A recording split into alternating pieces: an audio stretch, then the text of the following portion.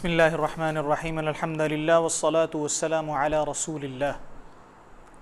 محترم بھائیوں، بزرگوں اور دوستوں، قابل عزت ماں اور بہنوں، موت ہر ایک ذی روح کے لیے برحق ہے۔ قرآن مجید اس بات کا اعلان کرتا ہے کل نفس ذائقۃ الموت، ہر جان نے موت کا ذائقہ چکھنا ہے۔ اس دنیا میں جتنے بھی لوگ آئے ہیں ہر ایک کو موت آئی ہے۔ موت کے بعد کے جو عوامل ہیں وہ ہم سب کے مختلف مذاہب میں مختلف ہیں۔ ہمارا قریبی رشتہ دار، ہمارا کوئی دوست، ہمارا کوئی عزیز، اگر اس کو موت آ جائے تو ہم کیا کچھ کرتے ہیں؟ سب سے پہلی بات، ہم اس میت کو غسل، اس کو کفن کا اہتمام کرتے ہیں، ہم اس کے جنازے کا اہتمام کرتے ہیں، ہم اس کی مغفرت کی دعا کا اہتمام کرتے ہیں۔ یہ سارے کے سارے عوامل ایسے ہیں کہ جو ایک میت کے ساتھ ریلیٹڈ ہیں، ایک میت کے ساتھ متعلق ہیں۔ شریعت اسلامیہ کے اندر جو نماز جنازہ ہے وہ فرض کفایہ ہے۔ فرض کفایہ اس چیز کو کہا جاتا ہے کہ اگر کچھ لوگ وہ نماز ادا کر لیں گے تو دوسروں کی طرف سے وہ فرض ادا ہو جائے گا، لیکن بہرحال جو کلمہ گو ہے اس کی نماز جنازہ ضروری ہے۔ ایک دو ایسے شخص ہیں کہ جن کا بطور وعید جناب محمد رسول اللہ صلی اللہ علیہ وسلم نے جنازہ پڑھانے سے انکار فرما دیا۔ ایک جنازہ آپ کے سامنے لایا گیا، ایک صحابی رسول تھے، تو اللہ کے رسول صلی اللہ علیہ وسلم نے فرمایا کہ کیا ان پر کوئی قرض تو نہیں تھا؟ تو اللہ کے رسول صلی اللہ علیہ وسلم کو بتایا گیا جی اس پر صرف 2 درہم قرض ہے۔ اللہ کے رسول نے فرمایا کہ میں اس کا جنازہ نہیں پڑھاؤں گا۔ میرے بھائیوں، آج ہم اپنے آپ پر غور کریں کہ ہم نے کس کا کتنا دینا ہے اور ہمارا کسی نے کتنا دینا ہے۔ ہم قرض کی ادائیگی میں بہت زیادہ پیچھے ہیں۔ اچھا بھائی کل لے لینا، اچھا پیسے پاس ہوتے بھی ہیں، یار نہیں ہیں، کیا کریں؟ ہم بہت فکر مند ہیں، کیسے آپ کو ادا کریں؟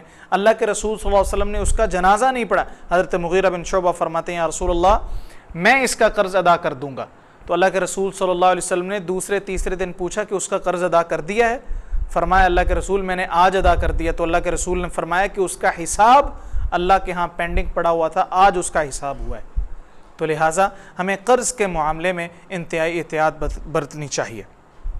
جب میت فوت ہو جائے، فوت ہونے سے پہلے اللہ کے رسول صلی اللہ علیہ وسلم نے فرمایا کہ جو تم میت کے پاس بیٹھے ہو، جو حالت نزاع میں ہے، یعنی کہ جو موت کے قریب ہے، تو تم اس کے پاس بیٹھ کر کلمہ لا الہ الا اللہ محمد رسول اللہ کا ورد کرو تاکہ اس کی زبان پر جاری ہو جائے۔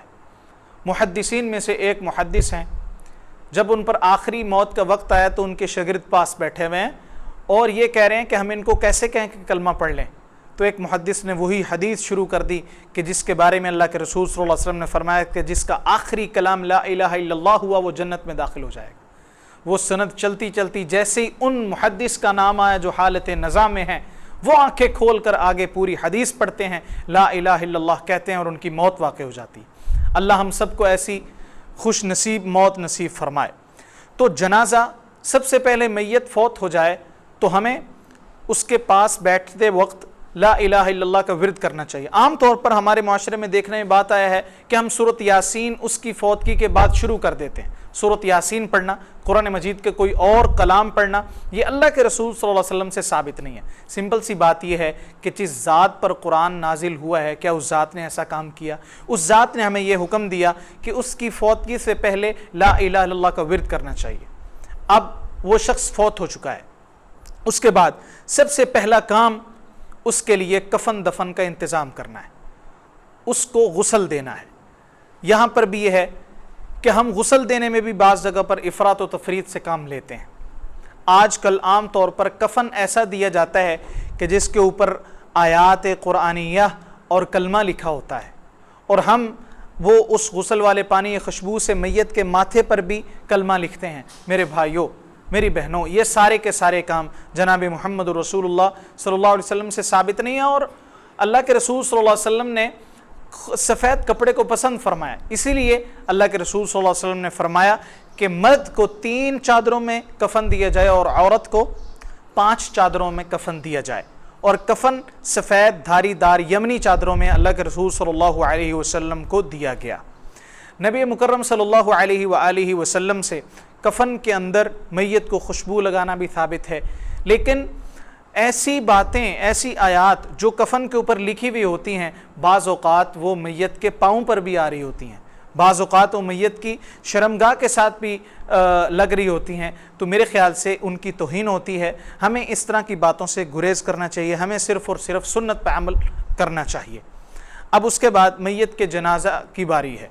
نماز جنازہ کو جب اٹھاتے وقت، آج کل ہمارے معاشرے میں یہ بات رواج عام ہو چکا ہے کہ جیسے ہی ہم میت کی چارپائی کو کندھا دیتے ہیں تو ہم اونچی سے کلمہ شہادت کہتے ہیں۔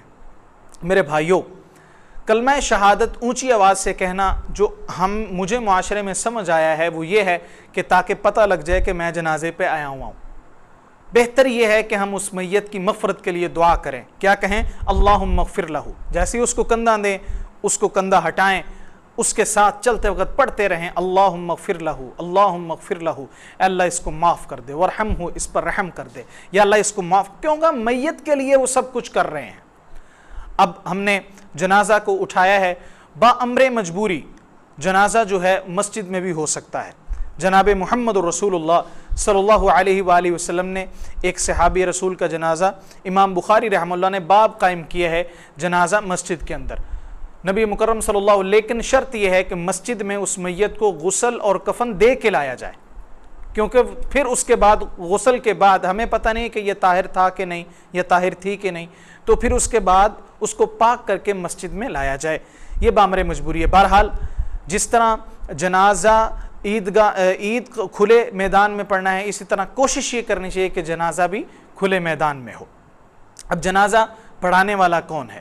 بہتر یہ ہے کہ اگر کوئی باپ فوت ہو جائے تو بیٹا اس کا جنازہ پڑھائے، کیونکہ جس خلوص سے وہ دعا کرے گا اس خلوص سے کوئی اور دعا نہیں کر سکتا۔ المیہ یہ ہے کہ آج صرف جو علماء ہیں وہ صرف جنازہ اور نکاح پڑھانے کے لیے رہ گئے۔ میں یہ سمجھتا ہوں اللہ کے رسول صلی اللہ علیہ وسلم کے دور میں جنازہ کا بھی یہ کنسیپٹ نہیں تھا کہ امام مسجد ہی آ کے جنازہ پڑھائے گا۔ قرن اول میں ہم صحابہ اکرام کی مثال ملتی ہیں، بیٹا باپ کا جنازہ پڑھا رہا ہے، بھائی بھائی کا جنازہ پڑھا رہا ہے، بھائی بھائی کا نکاح پڑھا رہا ہے، ایک شخص خود اپنا نکاح پڑھ رہا ہے، گواہ موجود ہیں۔ تو ہم کیوں اپنے بچوں کو دین سے اتنا دور لے گئے کہ وہ ہمارے لیے مغفرت کی دعا ہی نہ کر سکیں؟ اب جنازہ، اس میں مختلف طریقے ہیں۔ المیہ اس بات کا ہے کہ مختلف مسالک نے صرف خاص طریقوں کو اپنے ساتھ بنایا ہوا ہے۔ مثال کے طور پر اب اللہ کے رسول صلی اللہ علیہ وسلم سے جنازہ اونچی پڑھنا بھی ثابت ہے اور سری پڑھنا بھی ثابت ہے۔ اب بعض اوقات بعض مسلک والے ہیں وہ پڑھتے ہی اونچی ہیں، آہستہ پڑھتے ہی نہیں، اور بعض مسلک والے جو ہیں وہ آہستہ پڑھتے ہیں، اونچی پڑھتے ہی نہیں ہیں، حالانکہ دونوں طریقوں سے ثابت ہے۔ جنازے کے اندر ایک تکبیر سے لے کر 9 تکبیروں تک پڑھنا ثابت ہے۔ ہمارے ہیں صرف ہم 4 تکبیروں کو اکتفا کرتے ہیں۔ سیدنا علی رضی اللہ تعالیٰ عنہ کی جو حدیث ہے 5 تکبیروں والی، وہ کہاں جائے گی؟ اکثر 4 تکبیروں پر پڑھا گیا ہے، لیکن ہمیں 5 تکبیروں والا بھی پڑھنا چاہیے، کیونکہ یہ سارے کے سارے اللہ کے رسول جناب محمد رسول اللہ صلی اللہ علیہ وسلم کے طریقے ہیں۔ اور جنازہ اونچی آواز میں بھی پڑھنا چاہیے، آہستہ آواز میں بھی پڑھنا چاہیے۔ اب اونچی آواز میں پڑھنا کیوں ہم زیادہ پڑھتے ہیں؟ بعض اوقات بعض ساتھی وہ کہتے ہیں کہ اکثر نمازیوں کو جنازے کی دعائیں نہیں آتی، تو شاید وہ یہ دعائیں سن کر ساتھ آمین کہہ دیا کریں۔ تیسرا المیہ ہمارے جنازے کی دعاؤں کا ہے۔ میرے بھائیوں، ہمارے 90% لوگوں کو جنازے کی دعائیں نہیں آتی۔ حضرت علی رضی اللہ تعالی عنہ نے جنازہ پڑھا ایک صحابی رسول کا اللہ کے رسول صلی اللہ علیہ وسلم کی امامت میں، تو حضرت علی فرماتے ہیں کہ میرا دل تھا کہ اللہ کے رسول نے جتنی دعائیں فرمائی ہیں، میرا دل تھا کہ میت میں ہوتا اور کائنات کے امام میرا جنازہ پڑھاتے۔ آج ہمارے جنازے میں پتہ نہیں لگتا، 1-1.5 منٹ میں جنازہ ہو جاتا ہے۔ ہم میت کے لیے کر کیا رہے ہیں؟ اصل تو اس کی مغفرت کی دعا ہے۔ اسی طرح نماز جنازہ میں اونچی آواز سے اور نماز جنازہ میں درود پڑھنا اور دعائیں پڑھنا یہ ہمیں ضرور پڑھنی چاہیے۔ جنازے کے بعد جو کفن دفن کا اہتمام ہے، اب دفنانے کا اہتمام، اس کو کرتے وقت ہمیں کئی باتوں کا خیال رکھنا چاہیے۔ اس کے اندر ایک بات یہ بھی ہے کہ جنازے کا طریقہ کیا ہے، سمپل سا طریقہ بیان کر دیتا ہوں۔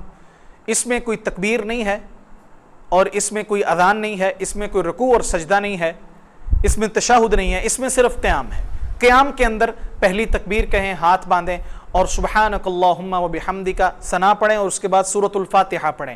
सूरत अल-फातिहा का पढ़ना जनाब मोहम्मद रसूलुल्लाह सल्लल्लाहु अलैहि वसल्लम से साबित है, किसी एक मसलक का और फ़िरक़े का मामला नहीं है, हदीस रसूल है। सहीह बुखारी के अंदर है, हज़रत अब्दुल्लाह बिन अब्बास रज़ियल्लाहु ताला अन्हु ने जनाजा पढ़ा और सूरत अल-फातिहा पढ़ी, तो फरमाया कि मैंने सूरत अल-फातिहा इसलिए पढ़ी है लितअलमु अन्नहा सुन्नतुन, का तुम्हें पता लग जाए कि ये भी सुन्नत है, ताकि तुम्हें पता लग जाए कि सूरत अल-फातिहा पढ़ना सुन्नत है। अब इससे दो हदीसें साबित हुई, एक तो ये कि इब्न अब्बास ने ऊंची भी पढ़ा और दूसरा सहीह बुखारी की हदीस है के अंदर सूरत अल-फातिहा पढ़ी, इसलिए हमें पढ़नी चाहिए। उसके बाद सूरत इखलास पढ़ लें या कोई कुरान मजीद की आयत पढ़ लें, उसके बाद दूसरी तकबीर कहें, दूसरी तकबीर तहरीमा के बाद पूरा दरूद इब्राहिमी पढ़ा जाए, उसके बाद तीसरी तकबीर कहें और उसके बाद जितनी दुआएं हैं मैयत के लिए वो करें। चौथी तकबीर के बाद सलाम है। सलाम के अंदर भी दो ऑप्शन हैं, अल्लाह के रसूल सल्लल्लाहु अलैहि वसल्लम से दोनों तरफ सलाम फिरना भी साबित है, या फिर जिस तरह हरमैन में होता है नबी मुकर्रम सल्लल्लाहु अलैहि वसल्लम से इस तरह एक तरफ सलाम फेरना भी साबित है। ये जनाजा मुकम्मल हो चुका है। उसके बाद फिर दफनाने की बारी आती है, तो दफनाते वक्त हमें किन बातों का ख्याल रखना चाहिए। सबसे पहली बात यह कि मैयत को दाईं तरफ से दाखिल करना चाहिए। कब्र की भी दो किस्में हैं, एक शक है एक लहद है, ये ज़मीनी एतबार से है। अल्लाह के रसूल सल्लल्लाहु अलैहि वसल्लम ने लहद ज़्यादा पसंद फरमाई है। शक किसको कहा जाता है कि हमें गड़ा खोदें और उसके अंदर ही साथ सीधा एक गड़ा खोद दें। लहद ये है कि हम एक गड़ा खोदें और उसके बिल्कुल दाईं साइड पे एक और गड़ा खोदें, मैयत को उसके अंदर रखा जाए, उसको बंद कर दिया जाए, इसको लहद कहा जाता है। ये ज़मीनी एतबार से मुख्तलिफ हो सकती हैं। मदीना की ज़मीन चूँकि सख्त थी ज़्यादा, लिहाजा वहाँ पर लहद बनाई जाती थी, तो लहद और शक दोनों तरह से ही जायज़ है।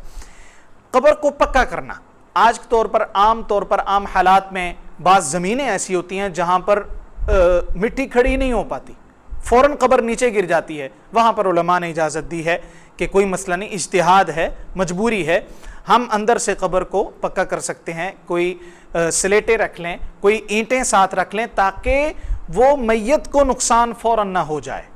लेकिन जहाँ पर ज़मीन सख्त है वहाँ पर अंदर से कब्र को नहीं पक्का करना चाहिए, इज्तिनाब करना चाहिए।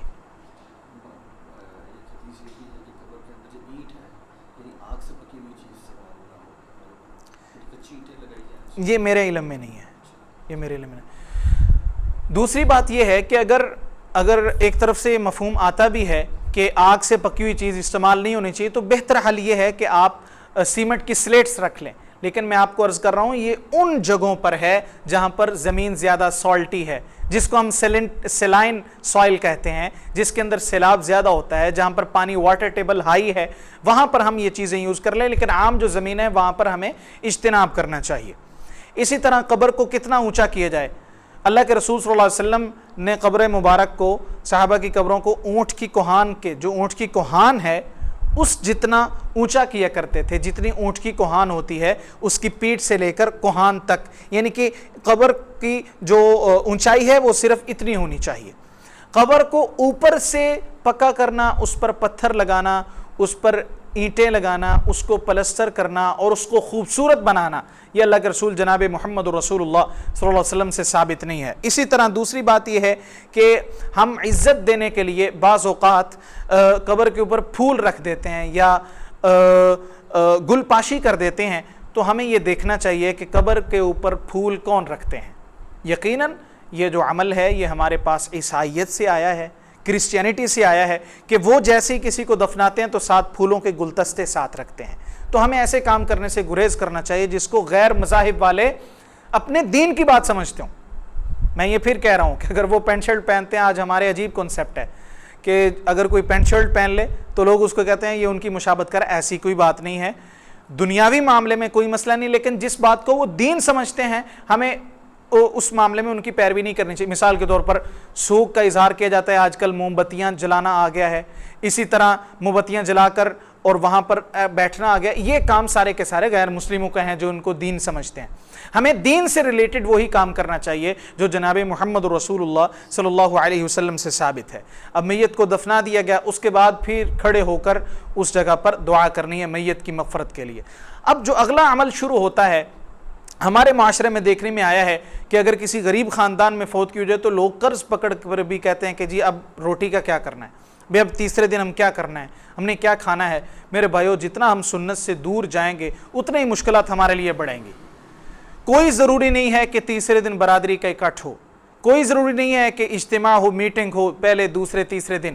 ہاں یہ بات ہے کہ 3 دن تک، میت کے فوت ہونے سے 3 دن بعد تک ہونا یہ چاہیے کہ جس گھر میں میت فوت ہوئی ہے، جس گھر کی فوتگی ہوئی ہے، وہاں پر کچھ نہ پکے۔